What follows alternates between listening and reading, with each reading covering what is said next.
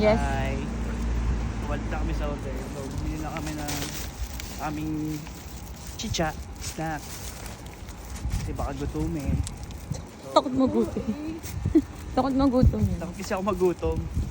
Magmukbang ka. Ano? Lawson Hall yan. Oo, wala. Alam mo, kaya tayo napunta sa malayong Lawson dahil dyan sa Yakult na yan. Yan yung tahimik. Pero pag nandun kami sa kabilang street, doon medyo maraming tao. Dito ang tahimik. Napakalamig. Gano'ng kalamig? Sobrang lamig.